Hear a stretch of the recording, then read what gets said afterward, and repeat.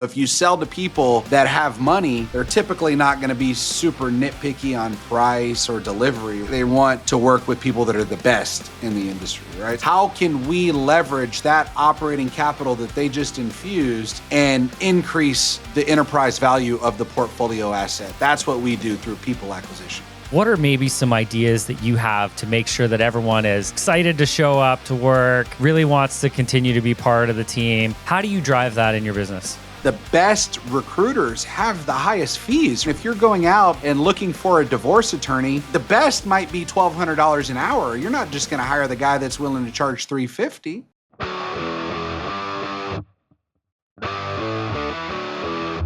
Good day and welcome to the Wealthy Entrepreneur Podcast. I am your host, Bob Gauvreau. It is a pleasure to have you join me today. I just want to remind you that this is the place where we dissect the elements that contribute to your entrepreneurial success, from mindset and leadership to profits and even, the big old revenue here as well. Excited today to bring in a guest. This guest is the founder of one of the top executive search firms located in Houston, Texas. His name is Jeremy Jenson, and Jeremy's story is one of grit, strategy, and really self-made success. With over 10 years of experience in executive search, he's built Encore Search Partners from the ground up with a sales-first, data-driven approach, growing it to an 8-figure powerhouse that serves mid-market and private equity-backed firms across the U.S. He's a host of Path to Success podcasts, and he's a passionate entrepreneur looking to help others break through barriers and define what success truly is. Now, in this episode, we're going to dive into his entrepreneurial journey, how he scaled a boutique recruitment firm into being a national player. He's going to share some insights about that, and what business leaders need to understand about hiring executive talent and drives that organization's results. So without further ado, I'm excited to bring Jeremy onto the show. All right, so Jeremy, really excited to have you here today. I would love for you to maybe just share a little bit about you and your entrepreneurial story. This is one of my favorite parts of hosting a podcast, is hearing the stories, some of the challenges, some of the success of entrepreneurs along the way, because we all know it's not an easy road. And congratulations for making it to where you are, but maybe share a little bit about what that journey looked like. Yeah, so there's a 2-minute answer and then there's a 2-hour answer, right? So I'll give you the 2-minute answer. So young, smart guy, right? Which a lot of the entrepreneurs that are listening can probably relate to that.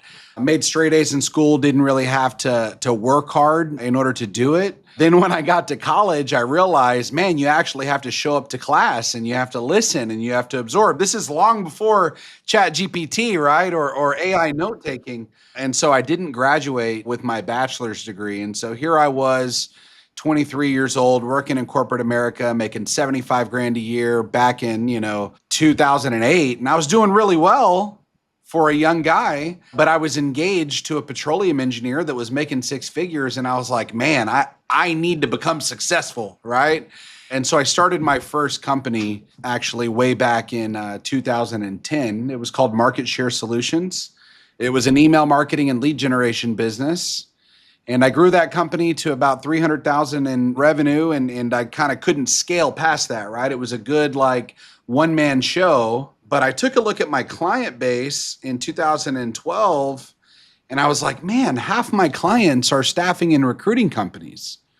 Here I am charging them $3,000 or $4,000 a month to generate leads, but they're making $50,000 a month, $100,000 a month from the service that I'm providing.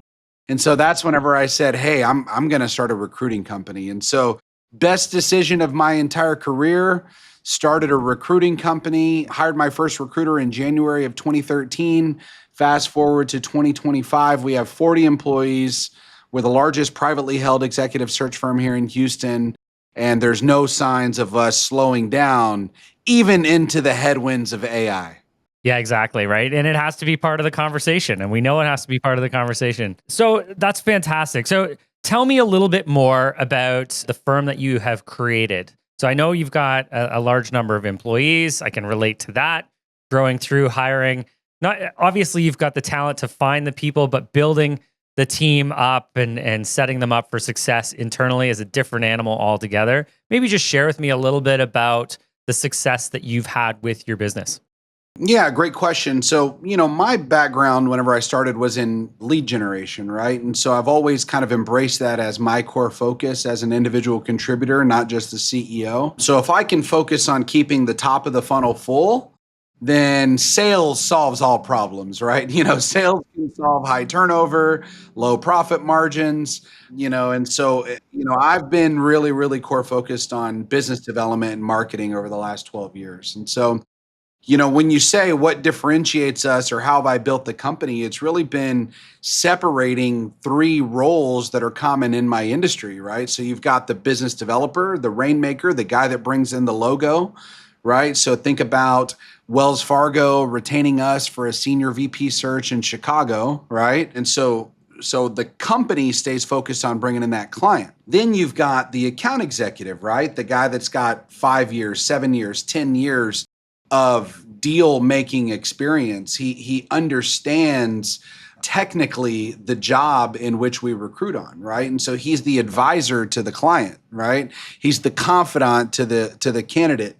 And then we've got those soldiers that come in, the smile and dial folks that we say, hey, read this script to these 500 people and your goal is to get 3. It's just a numbers game, right? And so we've kind of segregated out those 3 roles, the recruiter, the account manager, and the business developer. And I think a lot of my competitors, they try to find one person that can do it all.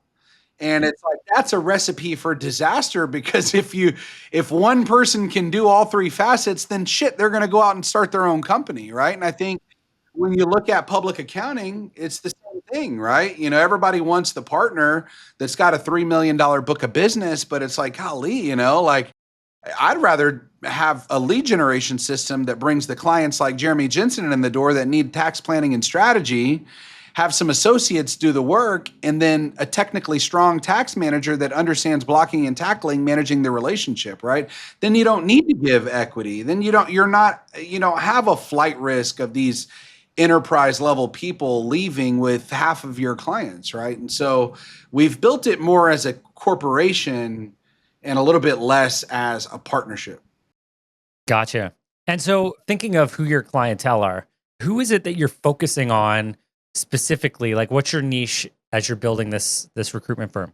Absolutely. So we have 3 different practice areas that we recruit in. The commonality between all of them is they're professional services that have really, really high profit margins, right? So if you sell to people that have money, they're typically not going to be super nitpicky on price or delivery, right? They really want to work with people that are the best in the industry, right? When you walk in to go buy a Rolls Royce or a Ferrari, you don't say, hey, what's the price? Let's haggle. No, dude, like you're buying a Rolls Royce, man. Like you either want a Rolls Royce or you want a Mercedes. It's entirely up to you, right? So we're trying to position ourselves as that Ferrari, as that Rolls Royce, right, of the industry. But when you say who are the verticals that we support, wealth management firms, right? So even in, a high interest rate environment, even though we've seen signs of economic slowdowns due to high interest rates and low economic growth,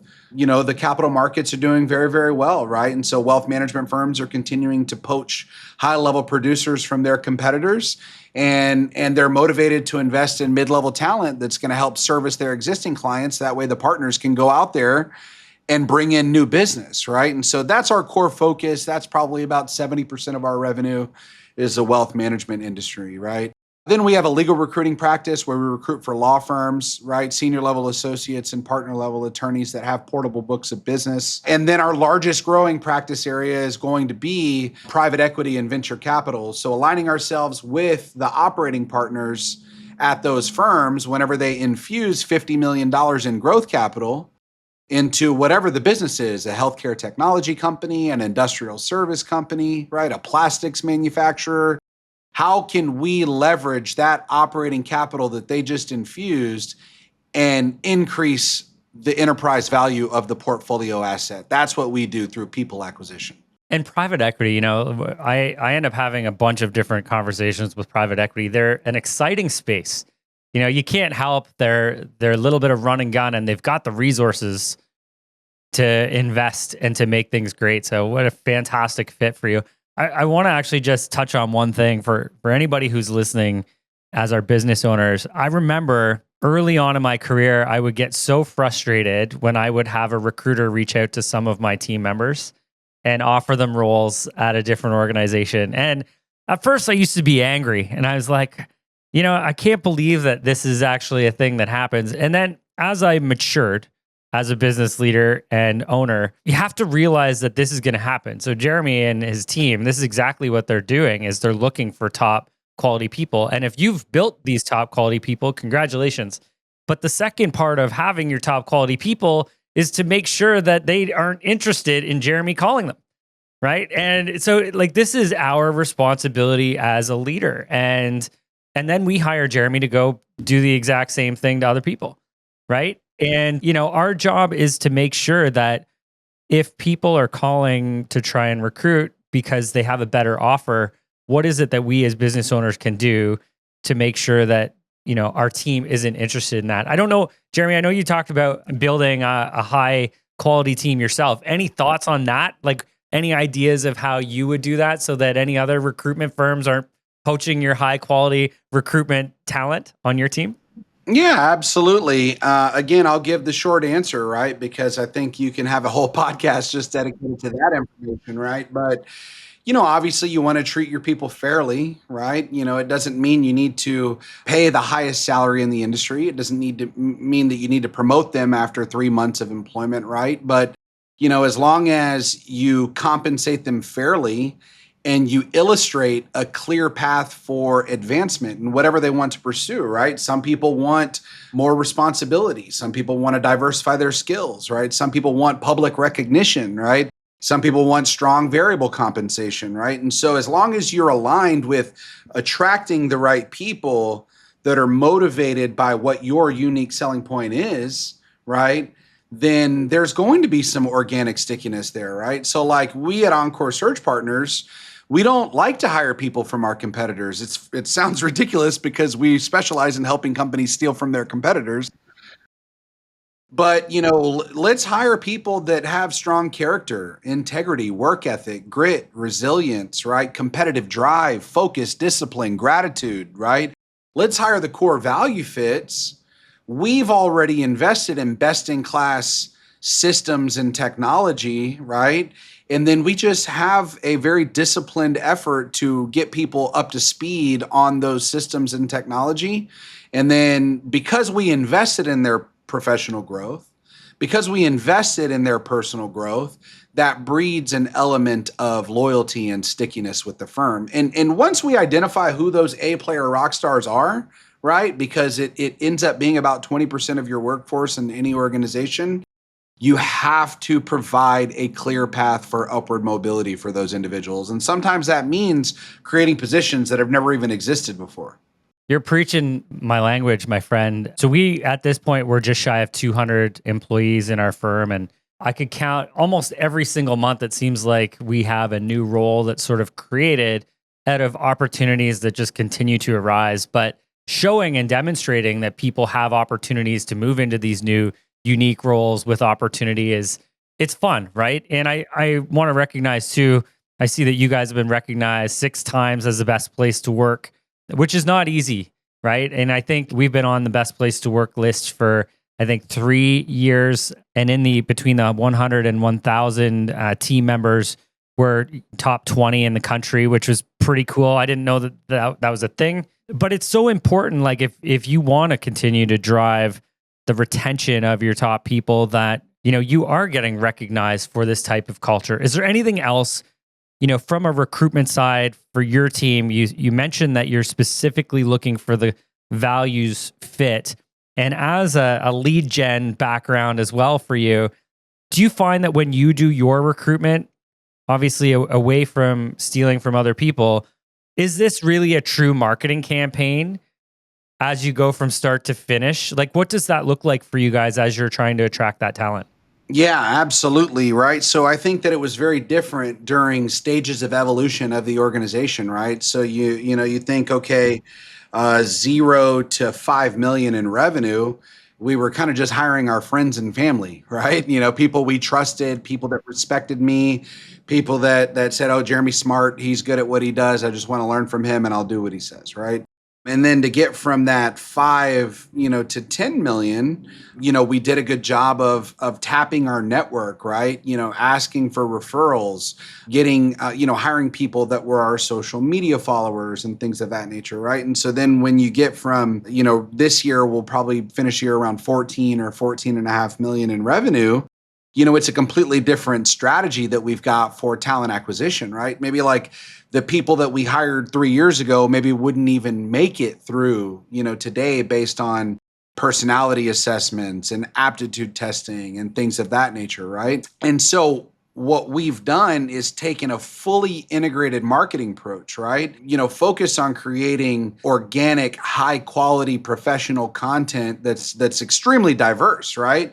For Instagram, for LinkedIn, right? For Facebook, for YouTube, right? Having a diversified approach through my own personal brand, our company brand, right? Our podcast brand, right? Because as long as there's consistency around the production value and the content quality, right? You're going to organically attract people that 100% align with my vibes, right? What are they wanting to buy what I am selling from a culture standpoint? And many of the times it's somebody that we never would have even known that existed. So let me ask you this, because I know that I have had my challenges along the way of growing a team and hitting different scaling sort of roadblocks. Now that you guys are in the multiple 8-figure space, maybe just share a couple instances where you had to rethink how the business operates. I'll give you an example for us.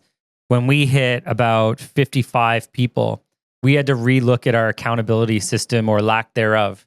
Because as you were talking, having that clear path for people to understand how they succeed in the organization didn't really exist because, at the early stage with us, we were just able to have conversations with everybody all the time and everybody was connected. And then all of a sudden you get to 50-ish people and, a little bit tougher to be doing that. So we had to really relook at our accountability system. And then I would say once we got 100 people, I really had to relook at my leadership skills and up level myself because I wasn't where I needed to be for the organization to succeed. Did you have any milestones yourself, Jeremy, where you had to relook at yourself and the organization and say, what do we have to do here to make it better? Yeah. So there's probably 10 different answers to that question. But one thing in particular that was critical to our sustainable success was, my industry has always been focused on hiring hunters, killers, entrepreneurial minded people that were super money motivated, right? And so we offered a very low draw as far as their guaranteed compensation and then a really high commission plan, right? But, we operate on EOS, the Entrepreneurial Operating System. And so analyzing data is a huge component of our quarterly offsites and executive strategy meetings. I identified a business unit that was not the practice area that I personally managed. My executive VP, it was actually his practice area that he managed. But I realized, man, if I invest more time, energy, and resources into this other practice area, right? Even though the sales cycles are 18 months and my practice area, it's only 90 days, I think that we will have much greater profit margins and sustainable growth by investing in this, right? And so we were compensating people on a draw, but the sales cycle was just so long. We would lose people after 2 years that weren't making the money that they needed in order to support their families, And so what we did was we actually scratched the draw, increased the base salary by about 40%, right? But we lowered the commission probably by another, 50 or 60%, right?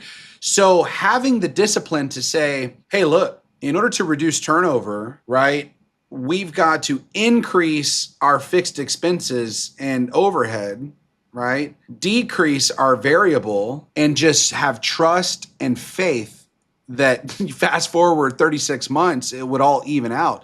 And more importantly, not just that it even out, right? The net income almost increased by 70% in that specific business unit. Yeah, that's awesome. And two questions on that for you. As the accountant in me is thinking about this, obviously there's a lot more risk in having a fixed compensation model versus a variable compensation model. And I don't know that everyone really understands that who's not a business owner, right? Like business owners get that, but employees are like, oh no, like we want to just have more. We want to be guaranteed more. And so that's just shifting the risk to the business owner much more substantially. Do you feel like obviously in the recruitment space, you guys see, compensation models across the board with so many different organizations. Do you feel with the change in generations, even post COVID, that a lot more people are focused on higher fixed compensation versus variable now? Like, are you seeing that mix a little bit more? I mean, absolutely, right? And why wouldn't they, right? Whenever you look at the cost of groceries, right? The cost of rent, right? The cost of insurance and fuel, overhead has increased across the board, right? And so just in order to sustain, not living with your parents, you can't live off of 45,000 anymore like you and I did whenever we got started in business, right? So, people are asking for 55, 65, 75, right? Especially whenever you're looking at sales, because the good people, you kind of know whether they're good within the first year, right? You don't need 10 years of experience to see if somebody has confidence, the ability to, influence others, that fearlessness, right? Ability to connect the dots. And so you're hiring SDRs out of college, paying them 55K, but if they're good, they're getting those 90,000 base salary offers, right? For a junior account executive role. And so if you're not creating a structure that's going to compete with that, you're literally just exposing yourself to losing top tier talent right out of the gate, which is a recipe for disaster. For sure. I want to go back to being one of the best places to work and talking about, the morale that you have on your team and keeping everybody engaged. What are maybe some ideas that you have to make sure that everyone is, excited to show up to work, really wants to continue to be part of the team? How do you drive that in your business? Yeah, so it's one word. I'm going to say authenticity, right? And so when you look at the content that we create on social media, when you look at our behavior in the job interviews, there's 100% continuity and authenticity even whenever you start at the organization, right? If you're on your best behavior and you're painting a picture like it's fucking sunshine and rainbows on social media, and people show up to a sweatshop, they're probably not going to be super excited. Culture is not going to be aligned, right? But yesterday, my senior manager of growth, she put a social media post on LinkedIn, and she's like, "We fired half the interns that we hired for the summer." Like that was like the way that she led it. And she's like, "Hey, doing an internship at Encore Search is not about grabbing coffee and running fucking errands. We make you do real work." And so the people that are not aligned with that culture have no interest in working here. But the people that raise their hand that say, "Oh shit, I'm going to Wake Forest. I'm an incoming senior, right? My dad is a senior vice president at a commercial bank and makes $500,000 a year. I don't want to fucking be an accountant. I want to be a producer. Jeremy, teach me how to be a producer." Yeah.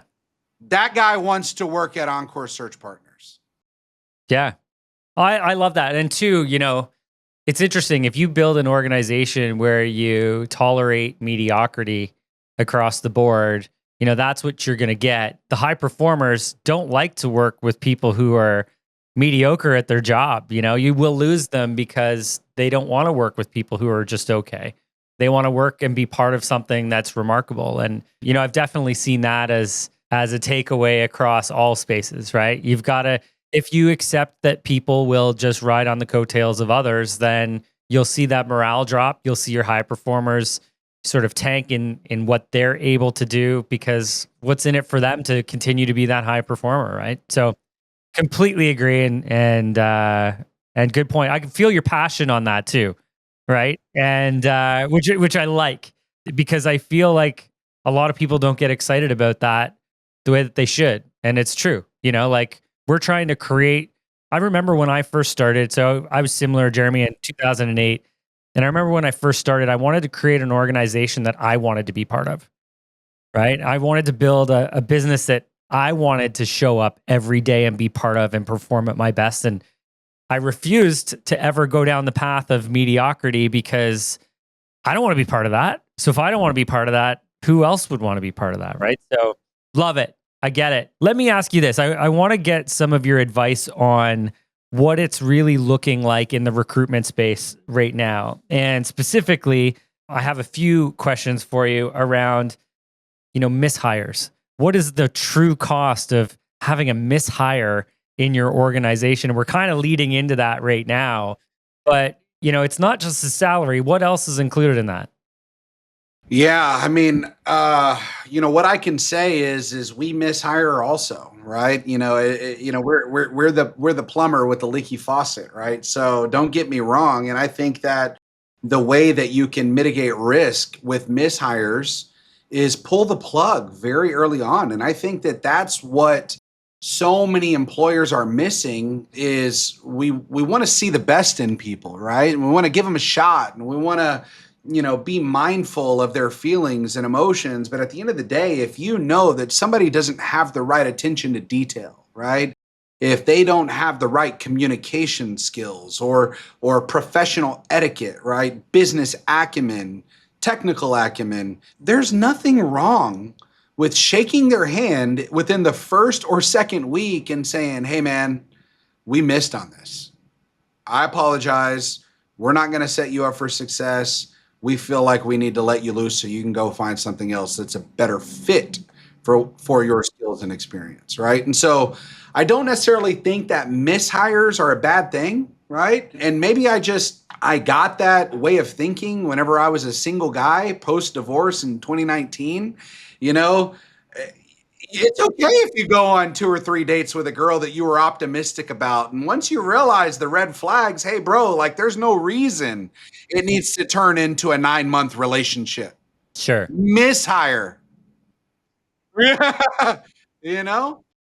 I think that's relatable. I think a lot of people can relate to that. Yeah, but we see the good in people, dude. It's like, hey, like, why don't you just see what they're showing you? You can't change.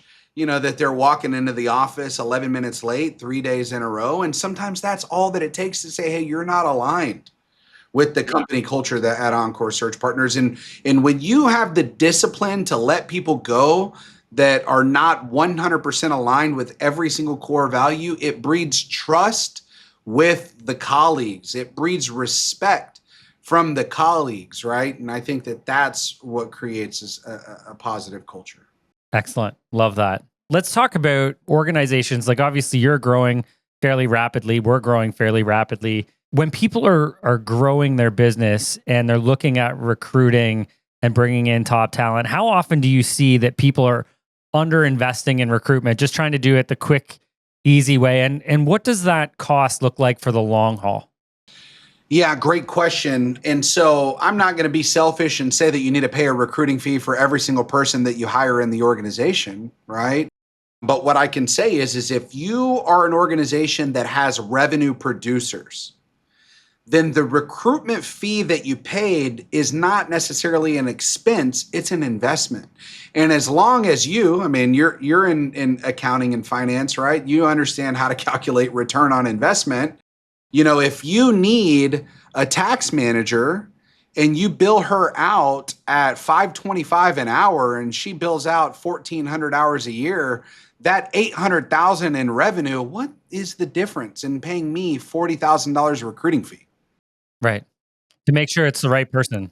Make sure it's the right person, and not just the best of the applicants, right? There's going to be roles where you get strong applicants, right? I'm not saying you need to pay a recruiting fee on everybody. But if it's somebody that's client facing, if it's somebody that's relationship building, if it's somebody that is responsible for bringing in revenue to the organization, hey, why not call a contingency search firm that understands your business practice area, right? Are we explaining it the right way to candidates, right? Are we being good stewards to represent your business in the community? There's literally no downside, right?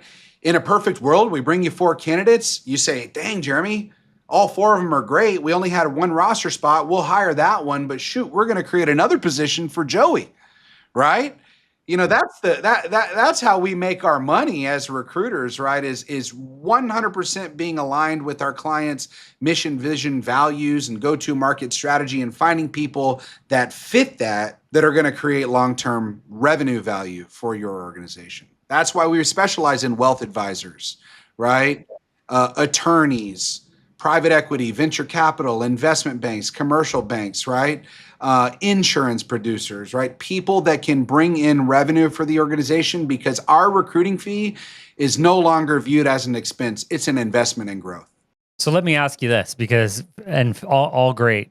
I remember back when I first started my firm, I remember the Enron scandal. Remember, that huge. You're not old enough to remember that. Oh, come on now. Come on. How old are you? I'm 42. How old are you, Jeremy? I'm 41, but we were kids. We were in high Oh, school. yeah, but when that was my space. That was my space, right? Like, it was finances. It was the audit. It was the audit firm that misrepresented or went along for the ride. So that was a big deal for me at the time. So I remember when this was happening in all of the media, it was talking about accountants in sort of a dark light, and it was always referred to as the bad apples, right? Are making the industry not look as shiny as it once was. With your space, there's also some bad apples in your space, right? And just like mine still, and they make us look bad. So I want to know from you, what does it look like to hire, an elite firm, and what is it that someone should be looking for when they're looking to hire a recruitment firm like yours?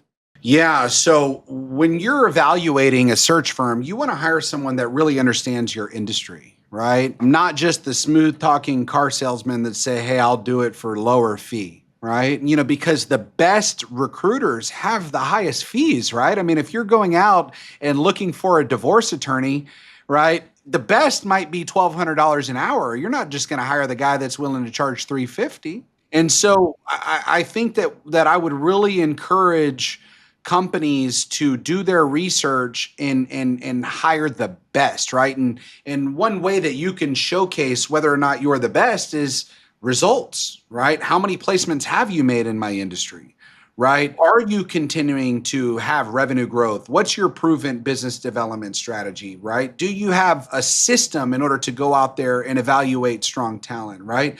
So hire people that understand your space. That's number one, right? Not just the cheapest. Number two, I mean, there are so many people out there that want to bend the rules in order to make a deal happen, right? Maybe you tweak employment dates on a resume. Maybe you fudge, an advanced degree, right? And to be quite honest, right, there is no gray area in our industry, in my opinion. Either you have integrity or you don't. Right? You can't say that, oh, well, it was just a little white lie. No one's going to find out. It's going to be all good, right? He's going to do a good job, right? If I know that guy is 4 hours short of getting his MBA from Northwestern, I should have the confidence as a recruiter to tell you, Robert, oh, and by the way, he's only 4 hours shy. So like within the next 2 years, that might be something that he wants to finish. Just an FYI. Okay, Jeremy, thanks. Right? But we want to hide from the truth, right? Sometimes, and I'll tell you that's absolutely a recipe for disaster. And when your employees see you bending the rules, that loses trust and credibility with your people. And a lot of times that's what exposes you to losing them to other firms as well. That, and now all of a sudden you're attracting people who also are not high in integrity as well, right? Next thing you got an entire team full of liars and deceit. Definitely not something. And there are companies that have built tons and tons of revenue on those types of business models. And I'll tell you, that's just one guy's opinion, man. Yeah, I hear you. Let me ask you this, Jeremy. So what's next for you and Encore Search Partners? Yeah. So what's next for me, the thing that I'm probably most excited about in my life right now is I just got engaged back in February. Yeah, I was in my entrepreneurs organization forum yesterday, and one of the guys, he made a joke. He was like, "Oh, and Jeremy has a passport now all of a sudden, right?" But I was a workaholic for so long, and that's given me such an incredible ROI, right, on my time and investment. But really, focusing on adventure, right, is something that I'm super mega excited about over the next few years before I have more children. I've got 3 boys now, but focusing on adventure. I'm a recent angel investor in a pickleball league called Honcho Pickleball. We're in over 60 cities nationwide. We just signed a brand partnership with Yola. And I would say that, like, what's most exciting for me is my fiance and pickleball, right? Because of our growth marketing strategy, because we hire competent individuals, because we have leaders that are 100% aligned with the mission, vision, and values, I know that our business is going to be profitable and sustainable, right? And it's perfectly okay for entrepreneurs in different seasons of life, right, to focus on health, to focus on relationships, to focus on their children, to focus on fun, adventure, diversifying their investments, right? It's perfectly okay, and you shouldn't be embarrassed to admit it. 100%. Yeah. In fact, I feel like health, first and foremost, health is just a sign of your commitment to anything. If you're not taking care of your health, how are you going to take care of your clients? Right? It's so very true. Jeremy, tell me a little bit about your podcast. Yeah, so my podcast was something that I started in 2024, and it's called The Path to Success. And it's something that I created probably as a lead generation mechanism, right, in order to meet really, really interesting, cool people in the city of Houston, right? So as I was kind of transitioning from this kind of like, single guy to, hey, I'm ready to like grow up a little bit, right? And let me stop hanging out with people that are day drinking at patio bars, and let me meet more cool entrepreneurs like Robert, right? And so we recorded 16 episodes. Athletes, influencers, executives, entrepreneurs, people that had 9-figure exits in their business. And what I can say is those 16 episodes, I've created some of my very best friendships, right? Transparently, Robert, I haven't recorded an episode since January, and I think it's because I'm investing so much time in pickleball and Yulia, right? But I think it's perfectly okay to recognize, hey, what do I want more of, and how do I reverse engineer how to acquire that? And I think that that's my lead generation mindset, right? And I think that if more entrepreneurs focused on how they can increase the size of the top of the funnel on whatever it is they want to secure, right? Whether it's more sales, whether it's more employees to hire, whether it's more friends, whether it's more dating opportunities, right? How can I implement a creative strategy in order to secure that? And I've done a good job with podcasting, done a good job with social media, and I've done a good job in communicating the why behind the what to my leaders. That way they can go out and be aligned with my mission as well. Jeremy, where can people find you best as well as Encore Search Partners? Excellent. So I'm pretty active on LinkedIn, and so it's just my name, and I've got a little goat emoji at the end. So Jeremy Jenson, Jenson. Our URL is encoresearch.com, and if you want to follow the personal life, I really like using Instagram as well. So I look forward to connecting on Instagram. But yeah, man, this has been super fun and exciting. You're obviously very aligned with the way that I think as an entrepreneur and as a marketer and an innovator and as a leader. And I hope that I have an opportunity to come to Toronto to meet you in person, man, because I think that's where a lot of the authentic friendships are created is whenever you're shaking hands, breaking bread, right? Awesome. Well, I look forward to that as well, my friend. And guys, we'll make sure that all of the contact info that Jeremy shared is in a link below, so everybody has access to Jeremy and Encore Search Partners as well. Jeremy, thank you for sharing some of your guidance and wisdom and your story today. I appreciate it. Excellent, man. Thanks for having me on. All right, guys, this has been the Wealthy Entrepreneur Podcast. My name is Robert Gauvreau. It's been a pleasure to have you here. We are here to empower entrepreneurs with the financial confidence to make informed decisions so that together we can change the world. And I know there were some really great insights shared today, especially about building the human capital element of your organization. If you found any of this information is helpful to someone that you know, make sure you share it out, right? Again, we're here to try and support all entrepreneurs along their journey. So the more people we can get access to through sharing information, that would be incredible. Make sure you give us a follow. Make sure you give us a like. Drop a question in or a comment in. If it's for me or if it's Jeremy, I'll make sure that we get those answers in here for you. We're here to support you along your journey. As always, it's a pleasure to be your host, and I look forward to seeing you all again next week. Thanks again, everybody.